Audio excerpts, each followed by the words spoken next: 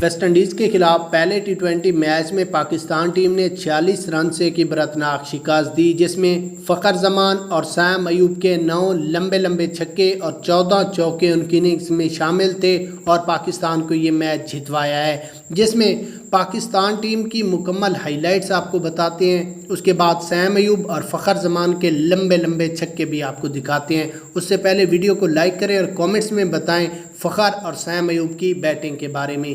اس کے بعد اگر یہاں پر ہم سب سے پہلے پاکستان ٹیم کی بات کر لیں تو انہوں نے پہلے بیٹنگ کرتے ہوئے 20 اووروں میں 226 رنز کا ٹارگٹ دیا 8 وکٹوں کے نقصان پر، جس میں سیم ایوب نے 49 رنز، محمد رضوان نے 25 رنز، بابر اعظم 57، فخر زمان 79، افتخار احمد 24 رنز بنائے۔ نیوزی لینڈ ٹیم کی بات کر لیں تو انہوں نے 18.3 اووروں میں 180 رنز بنائے اور پوری ٹیم پویلین کی راہ گئی۔ اگر پاکستان ٹیم کی بولنگ لائن کی بات کر لیں تو شاہین، عباس افریدی نے 3 اور حارث رؤوف نے 2 کھلاڑیوں کو آؤٹ کیا۔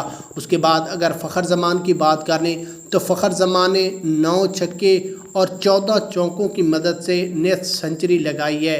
اس کے بعد بابر اعظم اور سیم ایوب نے بھی اچھی بیٹنگ کر کے پاکستان کو یہ میچ جتوایا۔